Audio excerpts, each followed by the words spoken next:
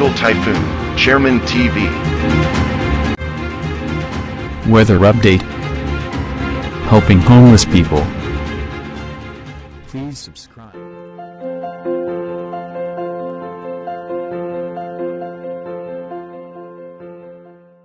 Gabi po, ito po ang latest update natin ngayong araw, October 9, 2025.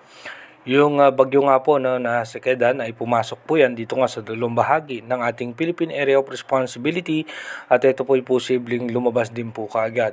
At wala naman po itong magiging direktang epekto sa ating bansa.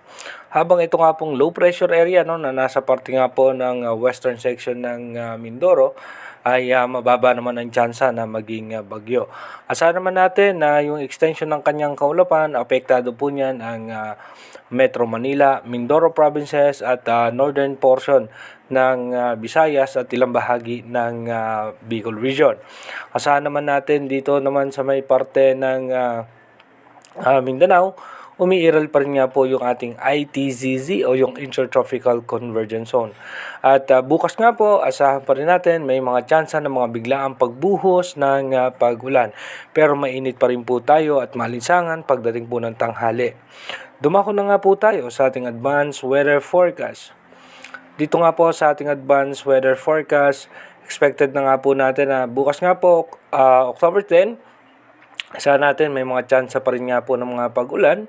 Pagdating naman po ng October 11, Saturday po ay mataas ang tsansa ng mga pag-ulan sa parte ng Palawan. At pagdating naman po ng October 12, may mga tsansa rin po ng pag-ulan sa may western section ng Central Luzon at ng Southern Luzon.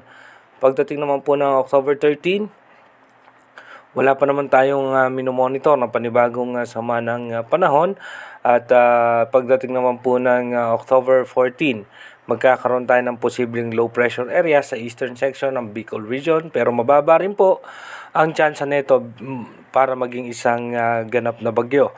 Pagdating naman po ng October 15, so expected pa rin po natin ITCZ yung makakaapekto sa ating bansa at itong easterlies.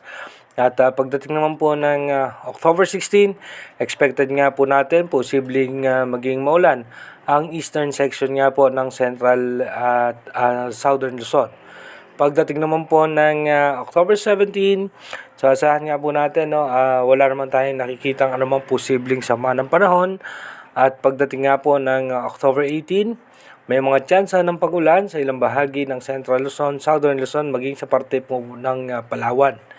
At pagdating naman po ng October 19, dito nga po mapapansin natin yung posibleng pagbugso ng amihan o yung northeast monsoon na posible nga po yan magdala ng pag-ulan sa may extreme northern Luzon dahil magkakaroon tayo dyan nung tinatawag nga po nating shear line.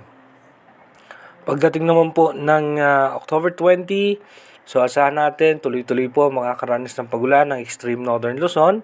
At pagdating po ng October 21, dahan-dahan mas lalakas pa itong posibleng northeast monsoon at bababa ng bahagya yung ating shear line.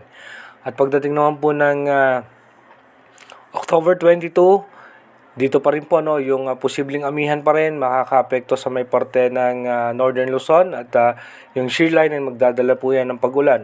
Asahan natin magkakaroon din mga posibleng pag-ulan dito nga po sa parte ng Visayas at ng Mindanao.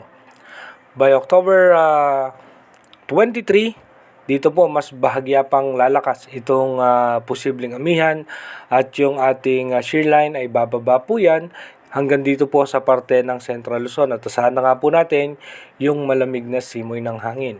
Sa kanya po wala pa naman tayo nakikitang posibleng mabubuong bagyo hanggang October 22. Pero again, inuulit nga natin since magkakaroon ng amihan at posibleng magkaroon ng banggaan ng hangin at posibleng makabuo po yan ng isang low pressure area or posibleng makabuo yan o mag-develop ng isang tropical depression or mahinang bagyo.